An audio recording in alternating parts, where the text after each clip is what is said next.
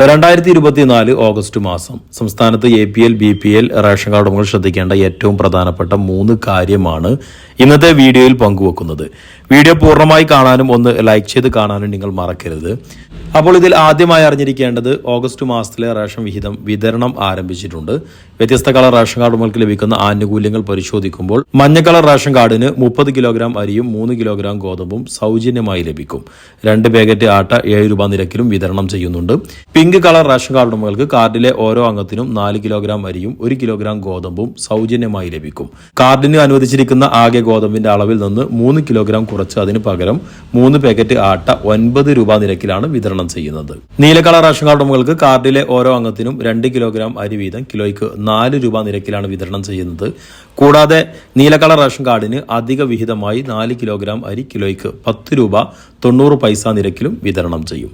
വെള്ള colour ration card ഉടമകൾക്ക് കാർഡിന് 5 കിലോഗ്രാം അരി കിലോയ്ക്ക് 10 രൂപ 90 പൈസ നിരക്കിൽ വിതരണം ചെയ്യും. രണ്ടാമതായി അറിഞ്ഞിരിക്കേണ്ടത് ഈ വർഷത്തെ ഓണം വാരാഘോഷം സെപ്റ്റംബർ 13 മുതൽ 19 വരെ നടക്കുമെന്ന് മുഖ്യമന്ത്രി അറിയിച്ചിരുന്നു. ഇത് റേഷൻ കാർഡ് ഉടമകൾക്കും ചില ആനുകൂല്യങ്ങൾ ഓണത്തിന് മുന്നോടിയായി വിതരണം ചെയ്യുമെന്ന് അറിയിച്ചിട്ടുണ്ട്. AAY വിഭാഗമായ മഞ്ഞക്കളർ റേഷൻ കാർഡ് ഉടമകൾക്ക് സൗജന്യ കിറ്റ് വിതരണം ഉണ്ടാകും. സ്പെഷ്യൽ പഞ്ചസാര വിതരണവും ഉണ്ടാകും. ഇപ്പോൾ ഓണത്തിന് മുന്നോടിയായി വിതരണം ചെയ്യുമെന്ന് പറഞ്ഞ് സൗജന്യ ഭക്ഷ്യ കിറ്റ് മഞ്ഞക്കളർ റേഷൻ കാർഡ് ഉടമകൾക്ക് മാത്രമാണ്.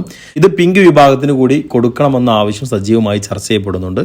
അനുകൂലമായൊരു തീരുമാനമുണ്ടായാൽ അത് പിങ്ക് വിഭാഗത്തിന് കൂടി ഉണ്ടാകും.